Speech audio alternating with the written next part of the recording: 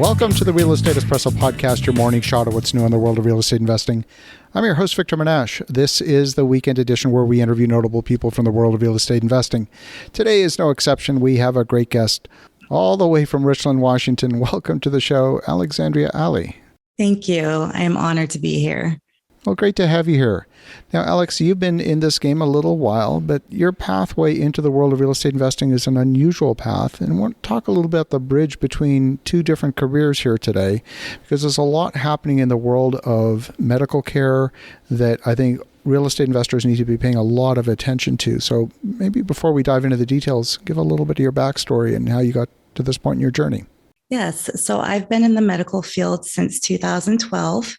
I graduated from Boise State University in 2018 as a registered nurse. So I've been a traveling nurse a couple of years now, about 3 years. And I just travel throughout Washington, Idaho State currently.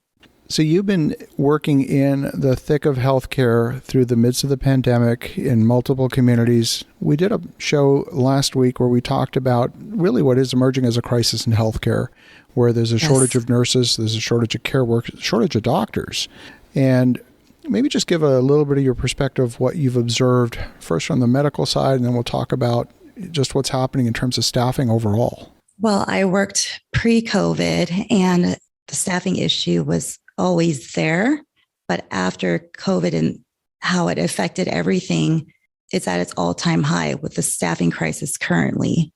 You have traveler nurses where they're trying to bring them in and compensate for their localized staff that are actually getting burnt out. So you have an inadequate staffing ratio, which causes dangerous care. When we talk about the scale of the staffing shortage, when you go into a new unit that you haven't been into before, what are you hearing from the staff? Are you hearing that, well, just tell me what you're hearing. When I show up to a new unit, I don't go in with the mindset that this is going to be hard or I'm going to be struggling. I'm going in knowing that I'm there to help and give relief. Travel nurses tend to pick up the highest acuity when you do arrive due to the reputation of us getting high pay, when we're actually there to help with relief. And when I'm on the unit, it can be scary because you are sometimes working out of your scope of practice. You're working with doctors that are just barely graduating themselves currently because the burnout is so high right now. Yeah, that makes a lot of sense. And it echoes what we've been hearing as well. When you go into a lot of these communities, I'm hearing as well that housing can be a significant issue.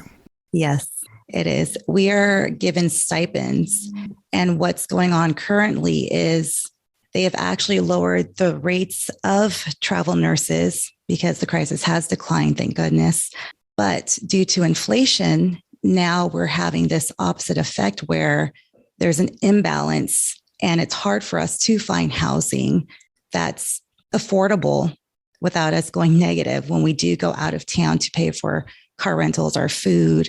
Finding a safe place to live, that was a high priority of mine. Transportation as well, because sometimes you just fly out to these places and you just kind of have to figure it all out in the moment sometimes.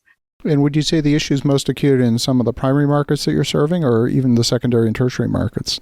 I believe it's very systematic and every market is being affected right now. I mean, the inflation it's currently affecting everything. And especially with the pay getting lowered and contracts getting cut, sometimes you just expect the unexpected and it can be scary sometimes.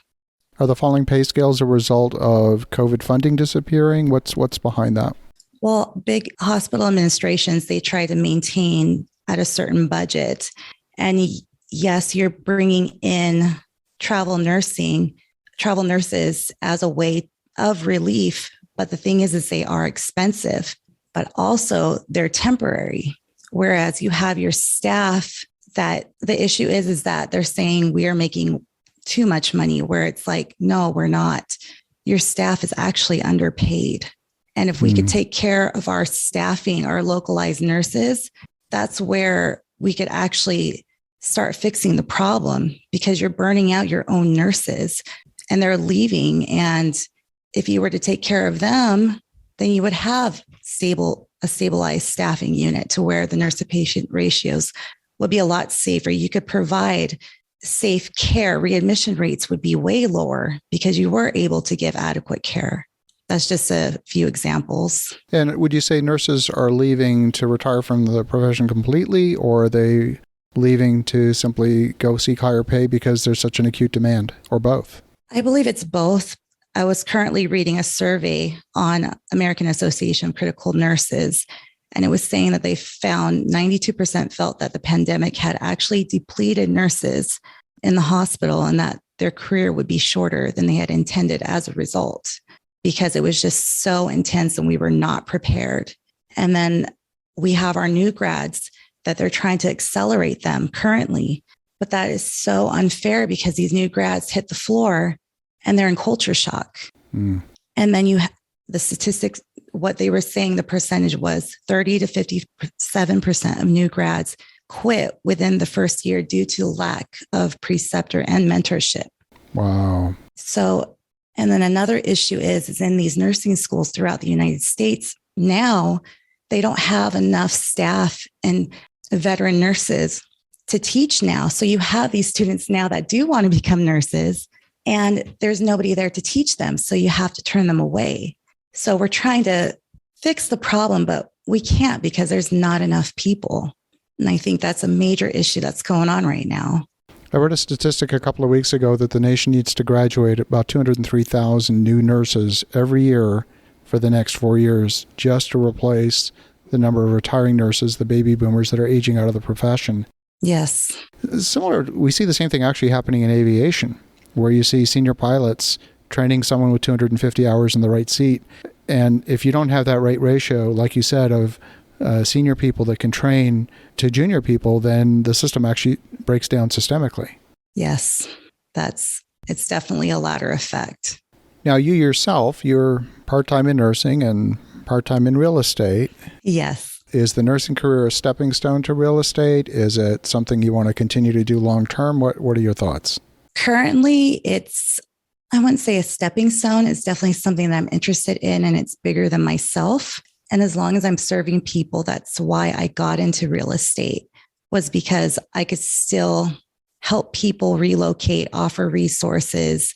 During the pandemic, we had a lot of people that actually lost their loved ones and inherited these burdensome homes, and they didn't know what to do with them, or they would inherit these huge pieces of real estate and they had no idea what to do. And currently with the business me and my fiance are building, we are able to not only list and sell your home, we can actually offer connections and resources to lead you in the right direction. And it feels so good to be able to do that, because with me, it's not about money, it's about serving. Yeah, I can hear that very clearly. And when you and I met in Dallas a few weeks ago, that came through. And you're really dealing with a very large volume of transactions. You're seeing an acute need out there on the real estate side where people are holding on to properties that they don't necessarily want to own, and they're looking to get out of them in one way or another. And you're providing a pathway for them. Yes. Yes, we are. I love it. Well, Alex, if folks want to connect, if they want to learn more, what's the best way? You can email me at my Gmail, which is alexandriaroseali@gmail.com. Fabulous. Well, Alex, I love the perspective. Thank you for sharing your story with us. And for the listeners at home, definitely connect with Alex at alexandriaroseali@gmail.com. And in the meantime, have an awesome rest of your weekend. Go make some great things happen. And we'll talk to you again tomorrow.